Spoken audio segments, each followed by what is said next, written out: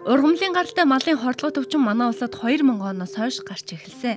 Мөн энэ үеэс уул уурхайн салбарын ажил эрчимтэй өрнөснөөр байгальд сөрөг нөлөө үзүүлж, ургамлын шим тэжээл буурч эхэлсэн.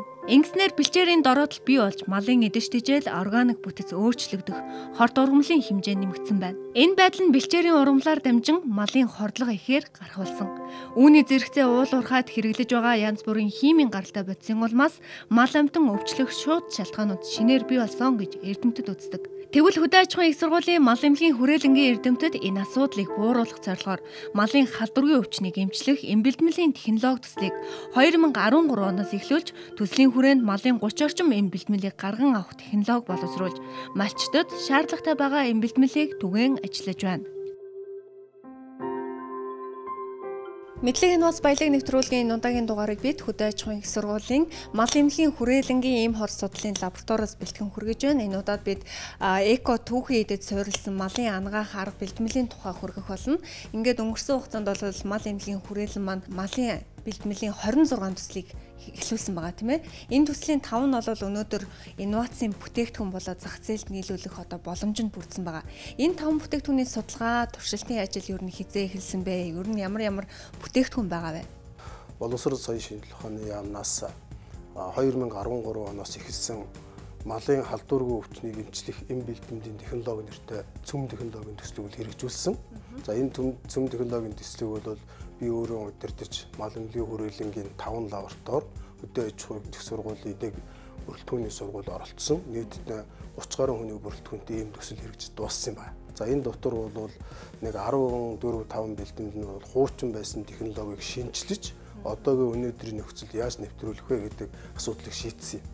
За одоо өнөөдөр бидний ярих гэж байгаа юм бол Монгол улсын хэмжээнд малын халдваргүй өвчнөөс, ялангуяа хордлогт өвчнөөс, за мөн одоо амьсгалын зэмийн өвчнөөс сэргийлэхэд зориулагдсан технологи нь бүрэн болсон. Одоо өнөөдөр бас зарим аймагуд хэрэглэгдэж байгаа. За цаашдаа бол одоо зах зээл гарахад бэлэн болсон 5 нэрийн бэлтгэлийн талаар бол хэлэлцүүлэх гэж байгаа юм аа. Уул уурхай эрхэлж байгаа энэ орчинд байгаа мал амтанд одоо эдгэр өвчин хордлого ялангуяа их тохиолдож байгаа. Энэ өвчин энэ хордлогын үед дээрх бэлтгэлүүдийг хэрэглэж байгаа. Өшөө дахиад 3 дахь нэг нөхцөл нь юу байдаг вэ гэхээр зэрэг одоо экологийн өөрчлөлт гэж их гарч ирж байгаа. Тэгэхээр зэрэг нөгөөх ургамлын өөрчлөлтийн зүйлийн бүрдэл хомсдод тэгээд мал ургамалд хордох энэ нөхцөл бүрдэж байгаа. За тэгэхээр бидний зохион бүтээсэн карбитин гэдэг бэлтгэл байж байна.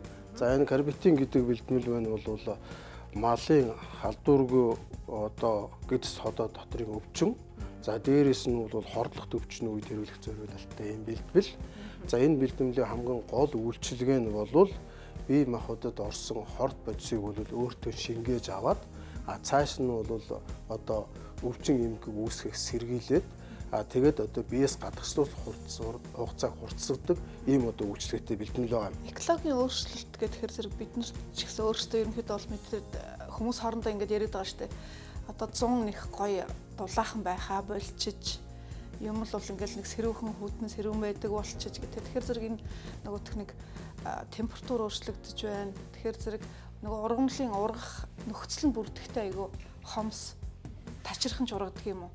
Энэ тохиолдолд ямар ургамал аюу сайн ургах чадвартай байдаг гэхээр зэрэг нөгөөх нэг өөртөө тийм амьдрах чадвараа хадгалсан тийм биологи эдгт бодисоо агуулсан энэ ургамлууд нь төлхөө ургаж өгч чаддаг. Жишээлх юм бол одоо яг энэ хамгийн их яригддаг хордуулдаг гэж байгаа ургамал болохоор зэрэг хорон ортууз хувьсан хунчир хоёр байдаг. Энийг сүүлийн үед гадны судлаачид юу гэж үзэж байна вэ гэхээр зэрэг локоид ургамлууд гэж үзээд энэ эдгээр ургамлын хордлогын талаар судалгаа бол өргөн хүрээтэй хийгдсэн байдаг. Мал эмнэлгийн хүрээлэнгийнхээ өнгөрсөн онд Ховд аймгийн Булган суманд туршилт судалгаа хийсэн байна. Энэ үеэр хорт ургамал, хорон ортууз буюу хувьсан хунчуурыг эдсэн мал салгалах, жичрэх, тэжээлийн дуршилгүй болох зэрэг шинж тэмдэг илэрсэн байна. Тэгээд тэнд бид нар туршилтаа тавиад онцлоод үзэхээр зэрэг яг хордлоготой гэсэн нөгөө нэг эерэг уруулуудаа өгөөд ингээд бид нар ямар ч хэлсэн энгийн уруулаараа бид нар энэ онцлох боломжтой юм байна гэдгийг гаргаж ирээд одоо сая тайлангаа өгсөн байж байгаа юм. За бидний нэвтрүүлгийг бол малчид маань үзэж байгаа. Тэгэхээр энэ бүтээгдэхүүнийг хэрэглэх шаардлагатай болсон малчид маань энэ бүтээгдэхүүнийг яг ямар гормоор яаж хэрэглэх вэ? Манай одоо бэлчээрийн мал аж ахуй За мөн одоо механикчсан буюу фермийн аж ахуйнуудад хэрэглэх юм зориулалттай. За гол нь бол одоо шин төл хүлээж авч байгаа энэ үед бол маш чухал хэрэгцээтэй. Яагаад гэвэл зэрэг бол малын одоо хоол боловсруулах эрхтэн болон тэжээлийн замын өвчнүүдийг эмчлэхэд энэ бэлтгэлийг үл хэрэглэнэ. За дараагийн бүтээгдэхүүн нь болохоор полинат хэмээх бэлтгэл байгаа. Энэ бэлтгэл нь одоо яг малын ямар өвчлөлд хэрэглэх вэ? Гол орцууд нь бол одоо төрөл бүрийн давсууд орсон байж байгаа.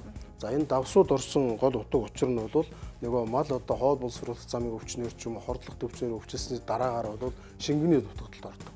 Тэгэхээр энэ шингэний дутагдлыг нөхөх аль болохоор одоо бие дотор явагдаж байгаа биологийн процесс, биохимийн процессыг түргэтгэх. За энэ чанараараа бол одоо эмчилгээний юуны өвчнийг бол одоо богино хугацаанд идэх ийм үйлчлэгтэй бэлтгэл байгаа. За ийм кермкол гэж бэлтгэл бол дотроо одоо найрлаганд нь бол бидний өргөн хэрэглэгддэг. Ялангуяа манай оронд бол бас одоо нөөц нь их байдаг. Одоо баялаг болгож олборлох боломжтой циолит гэж одоо эрдэс бодис байдаг. Тэр циолит гэдэг эрдэс бодисыг бол нано технологиор боловсруулад одоо ийм одоо нарийн чихрэгтэй болгосон ийм түүхийд байгаа. Тэгэхээр энэ түүхийдийг бол одоо найруулах маягаар одоо энэ цэдмэг бэлтгэл болгож энийг үл хэрэглэх юм. За тухайлбал яг одоо энэ хэрэглэх заалт гэдэг энэ дээр байна. Энэ дээр бол ходоод гидс хямрах, гидс дүүрэх болон бид хоримтлал ихтэй энэ бэлтгэл хэрэглэсэн үед зааврын дагуу хэрэглэх ба төрөл бүрийн ургамлын гаралтай хорт бодис, химийн болон ахуй хэрэглээний бодис, үйлдвэрийн хаягдлаар хордсон үед хэрэглэх ийм заавартай байна. За дараагийн бэлтгэл байна бол энэ зүгээр ажлын уусмал байж чинь жимшэр гэдэг бэлтгэл.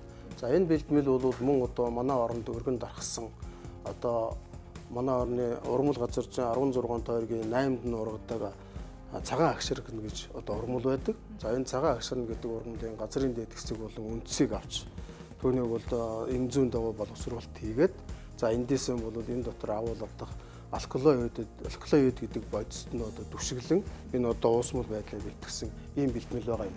За энэ бол одоо савлгаатай энэ одоо 100 мл одоо яг хэрэглээнд гарч байгаа 100 мл-ийн савлгаа нь бол энэ байгаа. За энэ бэлтгэлийг бол хамгийн гол нь бас малын эмчин зааврын дагуу энэ бичсэн зааврын дагуу хэрэглэх ёстой. Малын одоо тодорхой хэмжээний гидс дотрын өвчнүүдийн үед бол хэрэглэх юм байгаа. Үндсэндээ энэ дөрвөн бэлтгэл бол ингээд цуврал бэлтгэлүүд өөрөөр хэлбэл ходоод гидсний өвчин хордлохын үед үүсэж байгаа бүх шин тэмдгүүдийг бол ингээд өөр өөрхөө тусдынхаа үйлчилгээгээр бол эмчилж байгаа ийм зориултын бэлтгэлүүд байгаамаа. За бидний дараагийн 5 дахь танилцуулах бүтээгдэхүүн бол зарцааны түүхийд байгаа. Энэ бүтээгдэхүүнийг одоо яг юунд ашиглах зорилттой вэ? Энэ бүтээгдэхүүнийг хэрэглээнийхэн зааврын талаар тарихгүй.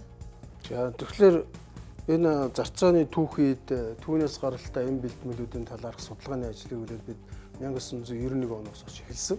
Одоо өнөөдөр 25 дахь жилдээ явж байна тий. Тэгэхээр энэ 25 дахь жил бол анх эхлээд одоо бидний судалгаанд хэрэгжилж ирсэн түүхийд бол одоо энд байж байна. Одоо нөгөө энэ хээр талаар явж байгаа зарцааны бэлтгэл тий. За яагаад энэ зарцааныг судлах болсон юм бэ гэхдээ зэрэг Монгол ардын ангаа ухаан болоод мал эмнэлгийн уламжилт ангаа ухаанд бол энэ одоо бэлтгэлийг үл хэрэгжилж ирсэн.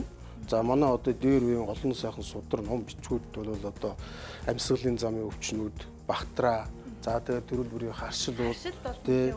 За тэгээ одоо ялангуяа одоо хүний энэ халдварт өвчин байдаг, сүргийн өвчнүүд хэрэглэдэг гэсэн олон заалтууд бий. Тэгээ бид нэр бол эхлээд мал эмнэлгийн чиглэлээр бол судалгаагаа хийж ирсэн. За мал эмнэлгийн чиглэлээр судалгаа хийгээд анхны одоо бидний гаргаж ирсэн бэлтгэл бол одоо энэ байж байна.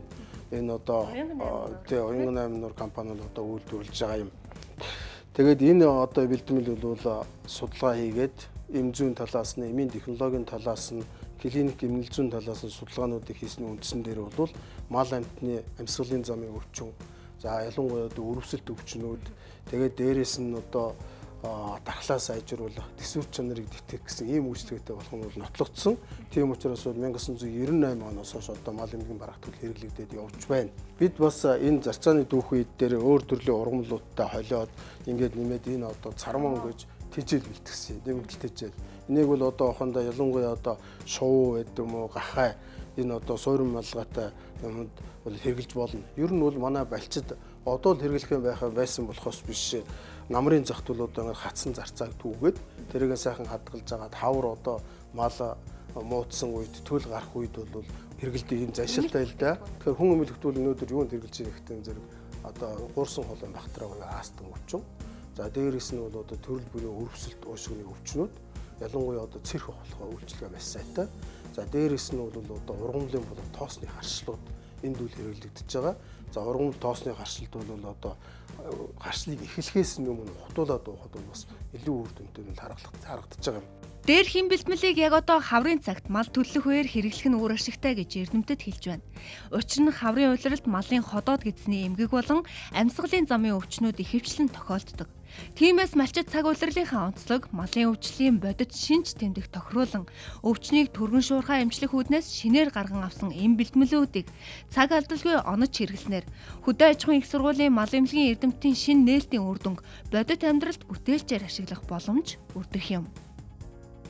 За эдгээр бүтээгдэхүүнийг маань одоо малчид маань маш ихээр сонирхож байгаа. Жишээлбэл хаанаас энэ бүтээгдэхүүнийг худалдаж авах вэ? Ялангуяа тийм ээ мал эмнэлгийн хүрээлэн зорих ёстой эсвэл бол манай одоо эдгээр бүтээгдэхүүнийг худалдаалж байгаа салбар дэлгүүр байгаа юу? Тэгэхээр одоо өнөөдрийн байдлаар бол бид энэ 4 бэлтгэлээс 3 бэлтгэлийг нь бол мал эмнэлгийн хүрээлэнгийн дэргэд байгуулагдсан гарааны рецептор компанид бол одоо үйлдвэрлэж байна. За мөн одоо 1998 оноос хамтын ажиллагаатай явж ирсэн Уянган 8 нуур компанид үйлдвэрлэж байна. Тэгэхээр бол манай малчид малын эмчнэр энд бол захиалгаа өгөөд тодорхой хэмжээгээр одоо өөрсдийн чинь гаргаж өгсөн захиалгын дагуу бол энийг үйлдвэрлэх тав хүн нийлүүлэхэд бол бас бэлэн байна. Бүр их хэмжээгээр одоо үйлдвэрлэх боломж болцоо ер нь байд юм уу? Тэгэхээр бид нар бол одоо бас нэг энэ одоо инновацийн төсөл одоо хэрэгжүүлэх гэж байна. Шинээр ахаад. За энэ нь бол ямар учиртай юм бэ гэхтэн зэрэг нэгдүгээрт үйлдвэрлэлийнхээ хүчин чадлыг нэмэгдүүлэх. Тэгээ хоёрдугаарт нь үйлдвэрлэн гаргаж байгаа бүтээгдэхүүнийхээ тоо хэмжээг олшруулах. Гуравдугаарт нь одоо энэ янз бүрийн хаягнууд, савлгаануудыг бол бас сайхан тийм өнгө хүзэмжтэй болгох, шинээр болгох тий. Эдгээр 5 бүтээгдэхүүн маань одоо хэр их захиалга авч ийн ер нь одоо компаниуд бол нэлээд сонирхож байгаа гэж бодож байна. Эмийн компаниуд тийм ээ. Тэгэхээр өнөөдрийн байдлаар бол энэ манай карбитин гэдэг бэлтгэлээс бол 8000 малын одоо тунг бол захиалаад авах гэж байна. Өнөөдрөөс бид нар савлгаа гэдэг дотооддоо ингэж байж байна. За дараагийн дугаарт энэ одоо манай царцааны бэлтгэлээс бол 15000 малын тунг бол одоо захиалга ирсэн байж байна. За мөн одоо энэ Кремкол гэх бэлтгэлээс бол 5000 малын тунг захиалга ирсэн. Одоо бас бид нэр ингэ савлаад байж байгаа. Тэгэхээр энэ бол ихний захиалга цаашдаа бол одоо өргөжих байхаа гэж бодож байна. За үйлдвэрлэлд бол мэдээж нэвтрүүлэх боломжтой юм байна тийм ээ. Өргөжүүлэх ажил хийгдэж байгаа юм байна. Одоо манай хөдөө аж ахуйн сургууль маань болохоор дэлхийн оюуны санд болохоор 5 шилдэг бүтээл нь одоо бүтгэгдсэн байдаг тийм ээ. Танах бол энэ бүтээгдэхүүнээр мэдээж бол маш олон шагнал одоо тэргүүн байруудыг авсан байж байгаа. Хамгийн сүүлд яг ямар шагнал хүртсэн блэ? Тэгэхээр энд байгаа бүтээгдэхүүн бол боловсрол соёлын шинжилгээ ухааны яамны 2006 оны шилдэг бүтээлээр шалгарч байсан. За хамгийн сүүлд бол 2015 оны 12 сард Дэлхийн оюуны өвчин байгууллагын алтан медаль. Энэ нь бол энэ одоо зарцаанаас гаралтай энэ түүхийн үед бол хүнс, тэжээл, эмийн одоо түүхийн үед болох органик бүтээгдэхүүн юм а гэдгийг баталгаажуулсан ийм одоо шагнал авсан. Тэгээ энэ бол медалийг авсан. Монголын Солонгосын оюуны өвчин газар, Монголын оюуны өвчин газрын хамтарсан батламж бас гартаа авсан. За энэ батламж бол хамгийн гол нь Монгол оронд байж байгаа зарцааны түүхийд бол уургын гаралтай органик нэгдлийг бий болгох түүхийд муу юм а гэсэн ийм батламж байгаа. Хуучин бол одоо нэг шинжлэх ухааны технологийн төсөл дуусахад тайлангаа хүлэглэж өгөөд ингэж зогсдог байлаа. Одоо энд бол бид нэр ингэж зогсоогүй. Одоо энэс гадна бол бас манай нөгөө салбарт бол бас 10 гаруй бэлтгэл байж байгаа. Тэгэхээр Монгол Улсын засгийн газраас хэрэгжүүлж байгаа энэ инновацийн бодлого та бүхний одоо энэ хийж байгаа энэ ажилд бол энэ бол биелэлээ олж байгаа юм. Одоо инновац бол үнэхээр эхэлж байна л гэж ингэж хэлж болж байна. За баярлалаа.